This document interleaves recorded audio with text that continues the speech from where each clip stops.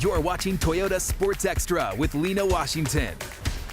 Hello, you're watching a special edition of Toyota Sports Extra on ABC 10. I'm Lina Washington. Hope you enjoyed that Game 3 between the defending NBA champs and the Rockets in Houston. Between the injury to James Harden's eye and Steph Curry dislocating his finger, both teams needing the rest coming off of Tuesday's Game 2, where the Warriors came away with a wire-to-wire win in Oakland. Now, if it's up to them, the next time they'll be back in Oakland, they'll have this series in the bag, completing the sweep in the second round series with Game 3 tipping off in Houston. The Rockets already facing the reality of having to win 4 of the next 5 games in this best-of-7 series, desperately needing a win at home tonight. James Harden, one of the front-runners for most valuable player in the NBA. He was pretty good in the first half, but not as good as Eric Gordon, who was Houston's most valuable player, getting off to a hot start, scoring 20 points in the first half, knocking down 4 of his 9 three-point shot attempts, and both teams have been known to live and die by the three. That's been a challenge for Golden State to defend all series long. Houston had a 58-49 advantage at half, but Kevin Durant came out swinging in the second half, approaching 40 points going into the fourth quarter. He has been a scoring machine this postseason and seemingly unstoppable, just like James Harden, who ended up being the Rockets' leading scorer tonight. He finished with 41 points. KD led the Golden State Warriors and finished with a game-high 46 points, but in a losing effort as this one gets tight down the stretch. The teams trading blows in the final minutes in Houston. The Rockets controlled most of the game, but 48 minutes wasn't enough. This one goes into overtime. Thankfully, not 4, as we saw in Portland last night. The Rockets come away victorious with a much-needed win in overtime, 126-121 the final. The Warriors now lead this series 2-1, Game 4 in Houston on Monday. Now, if you haven't already, be sure to check out our ABC 10 YouTube channel, where we have a playlist dedicated to the NBA playoffs. Plenty of videos with post-game reaction from Oakland earlier this week. As the postseason continues, be sure to subscribe to that. Now, it is fight night in Stockton. ESPN is broadcasting top-ranked boxing to a national audience from Stockton Arena, where several fighters from our area are looking to make some noise. Now, we have been following Stockton native Gabriel Flores Jr.'s boxing career since he was a little younger than he is now. He was 15, and we're moments away from watching the now 19-year-old rising star put his undefeated record on the line in his hometown of the 209. He's actually just taken the ring, but ABC 10's Sean Cunningham caught up with the young boxer ahead of his big night. Gabe Flores Jr. The person he is. It has nothing to do with boxing, that he cares about his community and he cares about the youth. That's what makes me proud. A fighter, man, he's always won. You know, since he was a kid, he's always been #1, always been a champion. But, you know, that makes me, and that's great, but it's even better that he's a great person. There's days I miss my moms, I miss my family, but I got to make sure I wake up and put in the work every day. And she actually brings me happiness still. You know, she actually still brings me happiness because I feel her, think of her, and I know she's happy at me, live my dream.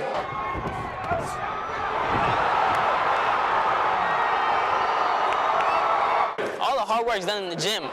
When I go in the ring, I'm having fun. They can expect me to hit and not get hit. And, you know, and when I have to turn it up, I'll turn it up. If I see some weakness, I'm gonna take advantage of it. Gabriel will be ready, and he'll make a great performance and become world champion. It's his body's maturing. He's hitting a lot harder, a lot faster. I mean, I could see it happening within the next 2 years. When you're looking him right in the eye, what do you see? Fear. You know, right in front of the cameras, everybody's up there. He don't want to show that. He want to show weakness, but I'm a hard person to fool. This is the biggest stage, I believe, in his hometown on ESPN. I mean, I don't think it gets bigger than that, right? Yeah. It means a lot. You know, I'm honored and I'm happy, and they won't be disappointed. They won't be disappointed at all. I promise that. A show, entertainment. You know, this is going to be funner than going to a circus and all that. You know, I mean, when I walk out, it's going to be a crazy entrance. Be ready for it. I mean, you would think this is the main event. My goodness He's gracious. got it down.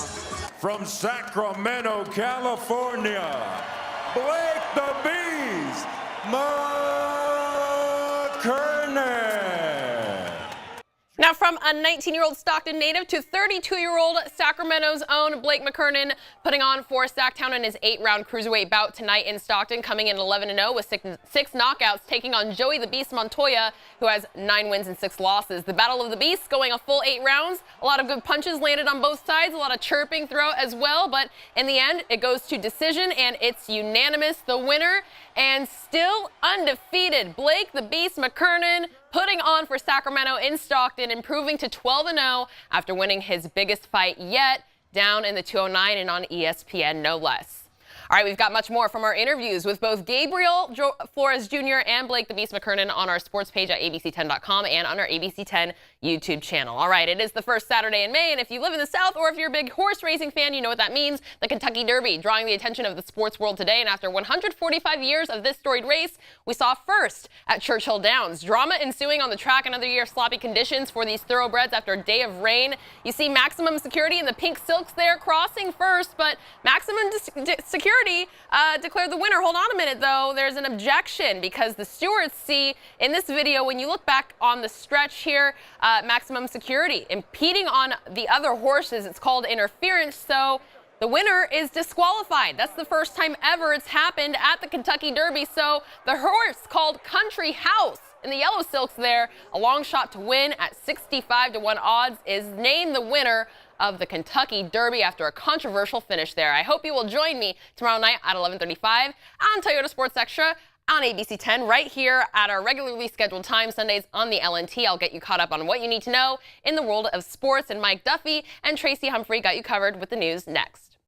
Well, it was fight night in Stockton. ESPN broadcasting two title fights with a national audience from Stockton Arena, where several local fighters were looking to make some noise. Now, we have been following Stockton native Gabriel Flores Jr.'s boxing career since 2015. Last year, he was at this arena in Stockton, walking the stage for high school graduation, but tonight he stepped into the ring to put on a show in front of 10,000 fans. Ladies and gentlemen, introducing the popular and undefeated young sensation from Stockton, California, introducing Gabriel Flores Jr. He fights up. Flores coming in with a 12-0 record. He has 5 knockout wins in his young career. He had his first pro fight almost exactly 2 years ago in Reno, the lightweight taking on 29-year-old Brazilian Eduardo Reis. And it was a 6-round fight. Didn't need to go 6. It only went 3 because 1 minute 14 seconds into the third round, you see Gabriel Flores Jr. delivering the knockout left hook. Boom. That is the win in knockout fashion for the teenage hometown hero in Stockton. This is the image that I just love. The 19-year-old showing love to his fans, 10,000 strong, improving to 13-0 with a third-round knockout on his biggest stage yet, and it's all for his late mother, Juanita, his biggest motivation. I can only imagine how my mom would think right now. She drove hours to see me fight in amateurs. She drove hours, and so have her seen her. Means the world to me, because I know my mom's looking down right now and smiling. The highest moments like this in my life sometimes can be the lowest, because that one person isn't here, but I feel her. Now, I mean, you would think this is the main event. My goodness He's got it gracious. down. From Sacramento, California, Blake the Beast McKernan. Now, from the 19-year-old Stockton native to the 32-year-old kid from Sacramento, undefeated Blake the Beast McKernan, repping the 916 in his 8-round cruiserweight bout, taking on Joey the Beast Montoya in the Battle of the Beast, going 8 full rounds. A lot of good punches landed on both sides, a lot of chirping throughout the fight, but in the end, going to a decision, and it is unanimous. The winner and still undefeated Blake the Beast McKernan of Sacramento, improving to 12-0 with a win tonight in Stockton. Congratulations to both our local fighters. We've got much more on Gabe and Blake on our ABC 10 YouTube channel and on the sports page at abc10.com. All right, turning to hockey now, the Stanley Cup playoffs heading back to the tank down in San Jose, where the Sharks and the Colorado Avalanche are all knotted up at 2 games apiece in their best-of-7 series. Game 5 of this Western Conference semifinal, taking on the Colorado Avalanche, and they were up 1-0 in the second period when the Sharks on the power play find an equalizer. Tomas Hertl for Team Teal doing it all tonight. Hertl finding the back of the net once again for the go-ahead goal in the end. 8 postseason goals for Tomas Hertl as the Sharks get the 2-1 win over the Avs. San Jose now 1 win away from advancing to the Western Conference Finals, Game 6, hitting the Mile High City on Monday. All right, now it is the first Saturday in May, and if you live in the South or if you're a racing fan of horse racing, at least, you know what this means. To the Kentucky Derby drawing the attention of the sports world today, and after 145 years of this storied race, we saw first at Churchill Downs, drama ensuing on the racetrack today, another year of sloppy conditions, and as you see Maximum Security in the pink silks here crossing first, he's declared the winner, but there is an objection, and you see the stewards here going to the video, Maximum Security impeding on another horse's path. It's called interference. and that's a disqualification. For the first time in 145 running of the Roses, the Derby winner is DQ'd. Country House in the yellow silks on the outside there is the winner. He was a long shot at 65-1 odds, but long shot and the winner today at the Kentucky Derby, Country House, winning the race for the Roses. We're back after this. Well, a teenager from Stockton puts the boxing world on notice with a single punch, and the Sharks get one step closer to the Stanley Cup final. Lots to talk about tonight on Toyota Sports Extra on ABC 10. The Rockets avoid the sweep, and the Warriors are looking to steal a game in Houston tomorrow as the NBA playoffs continue. We'll show you the big moments from this weekend's second-round series. And the Stanley Cup playoffs continue. The San Jose Sharks are just one win away from moving on to the Western Conference Finals after a comeback win last night. We'll bring you up to speed on what you need to know as the postseason continues. And it was fight night at Stockton Arena where 10,000 fans went crazy for the hometown heroes' big win in front of a national audience. We've got the knockout from the 19-year-old Gabriel Flores Jr. and the story behind his journey to the ring. We've got all that and much more coming up in just a few minutes right here on ABC 10. I hope you'll stick around and join me and Kevin John get caught up on what you need to know in the world of sports. We're back after this. You're watching Toyota Sports Extra. Welcome to Toyota Sports Extra on ABC 10. I'm Lina Washington. He's Kevin John, and we've both got a lot of ground to cover tonight. The Rockets are on the board in their series against the defending NBA champion Warriors. We'll get you ready for tomorrow's Game 4 and bring you up to speed in the NBA playoffs. Yes, and in the Stanley Cup playoffs, the Sharks head to Colorado looking to clinch. Yeah, we'll show you what happened last night and let you know who they would face in the conference finals. To get close. Oh, no! One punch knockdown. One shot by the young star. This fight is over. Yeah, that's the knockout punch that the entire city of Stockton is still buzzing about. We're catching up with a couple local boxers repping their hometowns on the national stage later on in the show. But of course, tonight we begin with the NBA playoffs. The Golden State Warriors are in Houston tonight resting before picking things back up against the Rockets tomorrow. And the Rockets are looking to keep rolling after picking up a win in Game 3. We'll be getting to that game in just a few minutes. But with the Dubs having the night off today, we turn our attention to the North, where it was back to work for the Denver Nuggets and the Portland Trailblazers, who are coming off a marathon of a Game 3 on Friday night. If you stayed up to watch the end of it, an epic matchup, taking 4 overtime periods to determine a winner. That's when Portland took a 2-1 series lead after picking that up at home, and they were setting the table for tonight's Game 4. Portland putting pressure on the Nuggets in search of their third straight victory, and the Nuggets were looking to give the Blazers their first home loss of the postseason. Jamal Murray had every intention of doing that for Denver,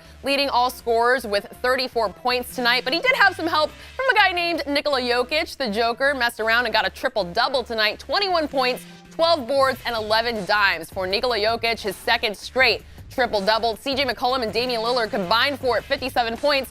But in a losing effort on their home floor, Denver defeating the Trailblazers 116-112 in this series in regulation. Game 5 moving to the Mile High City on Tuesday.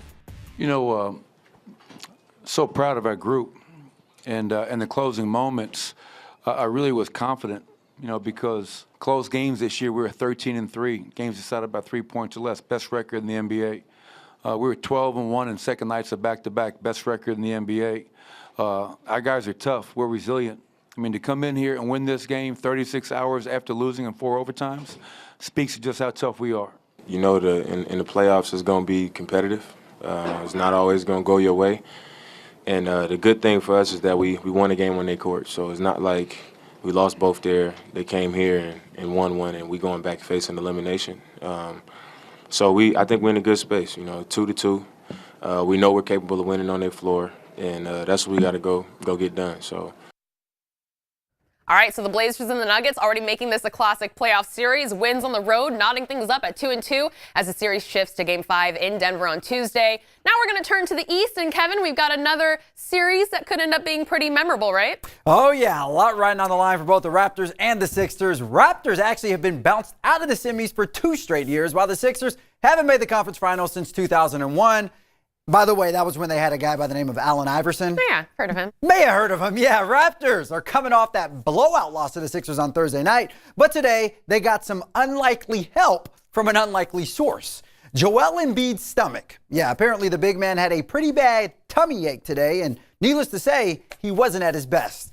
to the city of brotherly love. Game 4 between the Raptors and 76ers. Toronto seeking their first road win of the series. Kawhi Leonard was going to make sure that Mr. Cornrows dropped a game-high 39 points, including a clutch three-pointer with just a minute left to play. Jimmy Butler led the Sixers with 29 points, while Embiid only dropped 11 while playing through his illness. Raptors go on to steal this one from the Sixers, 101-96. Toronto evens up the series at 2 games apiece. I'm trying to beat the whole Sixers team, I'm trying to get the team win.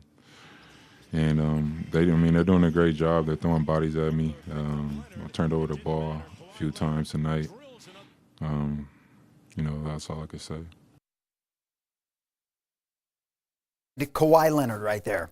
Now, Leonard became the first person in NBA playoff history to average 30 points, 5 boards, 3 assists while shooting better than 65% from the floor. That's called efficient. Game 5 will be Tuesday night in Toronto. We're back in 30 seconds. Tired of playoff basketball yet? Of course not. To our thriller from last night, Golden State was in Houston for Game 3 of the Western Semis. All eyes were on James Harden's eyes, who were bloodshot red in Game 2 after having both of them poked by Draymond Green. Who else? But you would have thought something was wrong with Steph Curry's eyes because the Splash Brother was coming up dry. To H-Town we go. Rockets seeking their first win of the series. Eric Gordon, oh my goodness, he came out hotter than a crock pot. EG dropped 20 points in the first half alone. He ended up with a playoff career high 30 points in the game. Houston actually had a 58-49 advantage at halftime. But Kevin Durant, my goodness, he came out in the second half just swinging. He was approaching 40 points going into the fourth quarter. As we all know, KD just been balling out of control this postseason, seemingly unstoppable. James Harden, yeah, he can be unstoppable sometimes too. He ended up being the Rockets' leading scorer, as we know he always does. This one gets tight down the stretch. 2 teams trading blows in the final minutes after Houston controlled most of the game.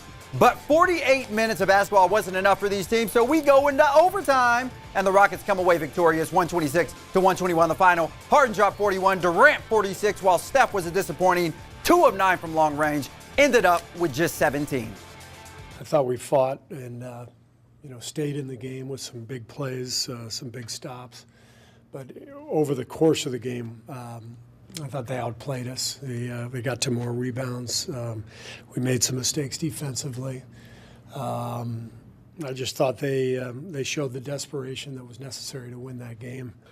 I think for me it's more so the missed opportunity. I think so many times you kind of want to make it, about the Steph missed dunk or different things like that. The fact of the matter is I don't really think we deserve to be in that game. It just kind of shows what we're capable of as a team, that they outplayed us the entire game. Well, it was hard watching Steph Curry miss that dunk right there. The Warriors now lead the series 2-1 with Game 4 in Houston on Monday. Rockets will be looking to even the series. And Lina, it's hard to believe, but as great as the Warriors are, they're actually 0-6 in overtime games this season. So there's something wrong with them closing in overtime there. Well, it's a good thing they got some shooters that can end it in regulation. We'll see if they can get it done tomorrow night in Houston. Game 4, the Warriors leading that series 2-1. We'll keep you updated as that series continues. Now, when we come back on Toyota Sports Extra on ABC 10, the A's go to extras in Pittsburgh while the Giants keep coming back in Cincinnati. We'll bring you up to speed on what's happening on the baseball diamond. And we've got another Game 7 on deck in the Stanley Cup playoffs. We'll explain how this game impacts the Sharks and their series coming up.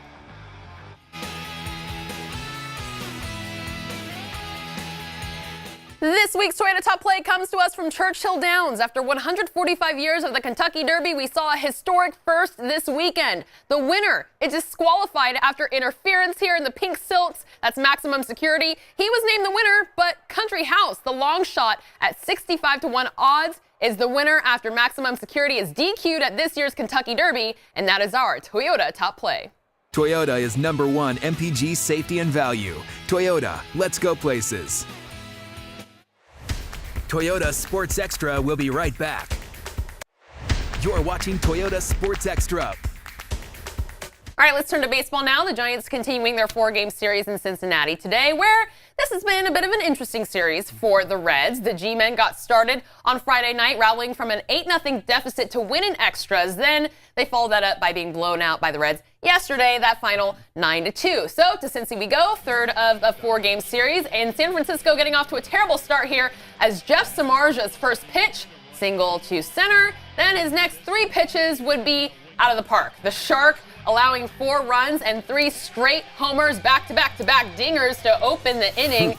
And to make things worse, the Giants couldn't get anything going at the plate. Luis Castillo took a no-no into the 6th inning, and then the Giants finally woke up. Buster Posey hit a 3-run homer in the 6th to tie things up, his 2nd of the season. Then they add 2 more in the 9th with a homer from Brandon Crawford, his 1st of the year. The Giants rallying again in this series, a 6-5 victory in Cincy. The teams will meet for the series finale tomorrow. All right. Now, the A's haven't quite gotten off to the start they hope for this season. Currently sitting at last in the division, Oakland has definitely seen better days, and unfortunately, they wouldn't help their cause today. The A's were in Pittsburgh today to play their series finale against the Pirates. In the bottom of the 1st, this is not a good sight for A's fans. Chris Davis makes one heck of a catch right here as he goes into the rail, but he actually crashes hard. Look one more time as he hits it extremely hard. He would be evaluated. He ended up leaving the game with a left hip bruise. He is listed as day-to-day. Now, this game would stay tied at 1 until the 13th inning as the A's put up 1 in the top of the 13th. And then Starling Marte. Yup, he would finish the job. Marte hits a walk-off 3-run homer, and the Pirates take this game 5-3. A's have now lost 8 of their last 9. All right, now let's head to sunny San Diego. The Padres hosting the NL West leading Dodgers. San Diego looking to avoid the sweep, and boy, would they. The Dodgers take a 5-4 lead in the 8th inning, courtesy of Chris Taylor and a 2-run homer, but that leads us to this. In the bottom of the 9th, 2 outs, bases loaded for Hunter Renfroe, and Renfroe says, that's all, folks. Renfroe's 5th career grand slam, pancakes, sausage, bacon, and eggs. That's a grand slam, and that'll do it. The Padres get the 8-5 victory in walk-off fashion over the NL West leaders. I think I want to go to Denny's right now because They're of all open. that. But let's do it. All right. Well, the NFL training camps are still a couple of months away from opening up and teams getting back to work in preparations for the upcoming season. Now, for Sacramento's Eric Armstead, this season is crucial. He's entering his 5th NFL season and coming off his best ever. But all of that talk took a backseat on Friday night as we tagged along with Eric Armstead out at Raleigh Field on Friday night. Eric was on hand to not only throw out the first pitch before the Rivercats game, but spend some time with the people at 9168, a local creative writing workshop for area youth. Now, Armstead, he stands a cool 6'7", and look at that pitch right there. He throws it right That's down. heat. Yeah, that is seriously, that's a lot better than 50 Cent's opening pitch. Anyways, he's definitely not going viral with that one. And we'll be chatting with Eric later this month about what lies ahead for him this season and also some fun events planned for the Sacramento community. Always seeing Eric Armstead out in the community, and he's got a good right hand there if he ever decides to turn to baseball. All right, we're going to turn to hockey now. The Stanley Cup playoffs taking the tank in San Jose last night, where the Sharks and the Colorado Avalanche were knotted up at 2 games apiece in their best-of-7 series. In Game 5 of this Western Conference semifinal, Colorado taking a 1-0 advantage all the way to the end of the second period when the Sharks, on a power play, finally find an equalizer. Tomas Hertl doing it all for Team Teal last night. In the third period, Hertl will do it again, finding the back of the net for the go-ahead goal. He was the hero in the last series against the Las Vegas Golden Knights. 8 postseason goals for Tomas Hertl, and the Sharks get the 2-1 win against the Avs. They can clinch the series with a win on the road tomorrow in Colorado. Yes, and the winner of that Sharks-Avs series will get the winner of this St. Louis-Dallas series in the Western Conference Final, Game 6. The Stars with a chance to clinch the series at home tonight. But the Blues, well, they had other plans in mind. Scoring in the first period to take an early lead, but the Stars respond. Tyler Seguin with the equalizer on the power play. We're tied at 1 at the first intermission, but after that, it was all St. Louis. The Blues scored 3 more goals to win 4-1, forcing a decisive Game 7 at home on Tuesday. Game 7 in playoff hockey, nothing like it. When we come back on Toyota Sports Extra on ABC 10, Fight Night at Stockton Arena, where a couple local pros on the boxing world, well, they put them on notice. We've got their stories and the knockout scene across the country coming up. And an incredible feat in Folsom this weekend. Yes, we'll show you if a world record was broken above the American River. Coming up. Toyota Sports Extra will be right back. You're watching Toyota Sports Extra. Yeah, I remember that day. I was on the way to my mom's house, and my sister calls. Mom got shot, and she's in tears. She's crying. And then my sister Yvette tears. She's crying on the phone. She was innocent. I think it was gang related. She got shot accidentally in the lower back in the middle of the daytime, and then on Sunday, and she passed away on Monday morning. This is how we first met Gabriel Flores Jr. back in 2015, a young boxer from Stockton shaped by the tragic loss of his mother, Juanita, his talents crafted by his father, and motivated by love. Now, when our own Sean Cunningham spent time with him this week, Flores was 12-0 as a professional. He had just turned 19 years old earlier this week before he talked with our own Sean Cunningham, and he was preparing for fight night last night, the biggest one yet in his hometown, and putting on for a national stage. Flores Jr. The person he is. It has nothing to do with boxing, that he cares about his community and he cares about the youth. That's what makes me proud. A fighter, man, he's always won. Since he was a kid, he's always been #1, always been a champion. But, that makes me, and that's great, but it's even better that he's a great person. There's days I miss my moms, I miss my family, but I got to make sure I wake up and put in the work every day. And she actually brings me happiness still. She actually still brings me happiness because I feel her, think of her, and I know she's happy at me, live my dream.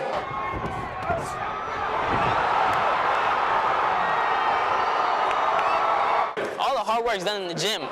When I go in the ring, I'm having fun. They can expect me to hit and not get hit. And when I have to turn it up, I'll turn it up. If I see some weakness, I'm gonna take advantage of it. Gabriel will be ready, and he'll make a great performance and become world champion. His body's maturing, he's hitting a lot harder, a lot faster. I could see it happening within the next 2 years. When you're looking him right in the eye, what do you see? Fear. Right in front of the cameras, everybody's up there. He don't want to show that. He want to show weakness, but I'm a hard person to fool. This is the biggest stage, I believe, in his hometown on ESPN. I don't think it gets bigger than that, right? Yeah. It means a lot. I'm honored and I'm happy. And they won't be disappointed. They won't be disappointed at all. I promise that. A show, entertainment. This is going to be funner than going to a circus and all that. When I walk out, it's going to be a crazy entrance. Be ready for it. Oh, the kid packs a punch. Now, Gabriel was one of several boxers from the area appearing on the ESPN fight card last night. And this was the scene as the 19-year-old rising star made his entrance to the ring right there. Look at all the love he's getting. Oh, yeah. Oh, that boy fresh. Putting the boxing world on notice in front of his hometown crowd. 10,000 strong in attendance at the Stockton Arena. And Gabriel delivered a knockout punch that immediately went viral. Oh, check this out. He has to come behind the jab, to get close. Oh, no! One punch knockdown! One shot by the young star! This fight is over! Flores, rock'em, sock'em, and party time in Stockton! My goodness, Mama said knock you out. The proud son of Stockton stays undefeated. Gabriel Flores Jr. improving to 13-0, scoring his 6th knockout in the 3rd round last night. Flores received a ton of love on social media after knocking out a fighter 10 years his senior with much more experience. And how about this? This time last year, Flores was at Stockton Arena, but he was rocking the stage for Chavez High School's graduation. But this weekend, well, we see the difference. He put on a show for his hometown. I can't even imagine how my mom would think right now. She drove hours to see me fight in amateurs. She drove hours. And so have her seen her means the world to me. Because I know my mom's looking down right now and smiling. The highest moments like this in my life sometimes can be the lowest. Because that one person isn't here, but I feel her. What an incredible moment for Gabriel Flores Jr., but he was not the only fighter representing our area last night. Sacramento's own Blake the Beast McKernan put his undefeated record on the line in the 209 as well, and we caught up with him ahead of his biggest fight yet. This by far will be my biggest fight. Is with the biggest promotion label, Top Rank Promotions on ESPN, my biggest venue yet at the Stockton Arena. It's a 11,000 plus person venue. Potentially going to be fighting in front of over a few million viewers. So this is a dream come true. As a little kid, I was my son's age, always dreaming about wanting to become a professional fighter. And, you know, here it is over 20 years later, and I've turned my dream into reality. And winning this fight is only just going to elevate my life and my career in all aspects in every way possible. It's going to, you know, open up a lot more doors of opportunity for myself and my son and for my career. And at the end of the day, you know, a lot of people don't realize, but, you know, choosing to become a professional athlete and a professional fighter is a tough way to make a living. You know, the types of things that we put our body through physically, mentally, it's just a lot, you know. And at the end of the day, we're just striving to do something that most people couldn't do, to be able to put bread on the table for our families. And you know, it's been a great opportunity for my son to be able to witness my journey. And when the fight and the night is over, we will be leaving with our hands raised victorious, going 12-0. I mean, you would think this is the main event. My goodness He's got it down. From Sacramento, California, Blake the Beast McKernan. So Blake the Beast speaking it into existence, repping the 916 in his 8-round cruiserweight bout, taking on Joey the Beast Montoya. And in this Battle of the Beasts, we go a full 8 rounds. A lot of good punches landed on both sides, a lot of chirping throughout this fight. But in the end, it goes to a decision, and it is unanimous. The winner, and still undefeated, Blake the Beast McKernan, improving to 12-0 in Stockton in front of a crowd of 10,000. And a lot of Sacramento fans coming out, Bay Area fans coming out. We've got much more from both Gabe and Blake on our ABC 10 YouTube channel and on the sports page at abc10.com. And I just got to say, that moment for Gabriel Flores Jr. That was awesome. Incredible. Chills for his mother, Juanita, his late mother. He said to us last year when we last talked to him in 2015 when he first met him, this is his motivation. So a great way to show out for his mom in his hometown. Absolutely, I agree. And just think about how surreal this is for him. Literally just a year ago, graduating from high school on that same exact arena. Now he's knocking folks out in that arena, going a perfect 13-0, unblemished record. Definitely putting on, not just for the city of Stockton at 209, my hometown, but, you know, for his family, and just making his mother so proud of him. Absolutely. And of course, if you didn't know already, he was the youngest signee to Top Rank when he was 16. So if you don't know Gabriel Flores Jr.'s name yet, know it now. Still to come, he's walking the line in Folsom. The slack line, that is. We'll show you if this daredevil was able to break a world record next. Toyota Sports Extra will be right back. You're watching Toyota Sports Extra. Time for this week's Dignity Health Sports Standout. A Folsom man broke a record by walking on a slack line above the American River between Lake Natoma Crossing and the Rainbow Bridge. Yeah, this seems just crazy, but get this. That's more than 1,900 feet sped on a 1-inch wide line. Now, it was all part of Folsom's Rainbow Bridge Centennial celebration. Our photojournalist Jeremy Flint was there to catch all of the high-flying action. Expecting thousands of people to come down here to the historic district, not only to be able to walk across the bridge, something that they don't normally get to do, but to see Ryan try to break this world record. So we've got folks, you know, they're walking down here. They're going to view it from the water. We've got folks on kayaks down here, folks on the shores. So it's a great day to come down to historic Folsom. This is amazing. Very cool. Going to go down in history.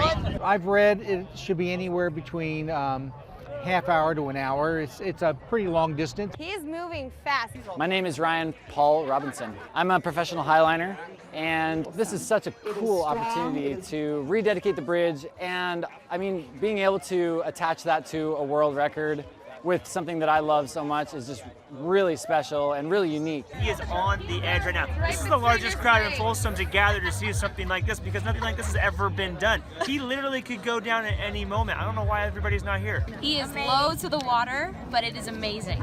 It is very crazy. It kind of raises the hairs on the back of your neck because you want him to succeed. Not want to be his parents right now. And make this entire journey and be a success. So fingers crossed, he's got it.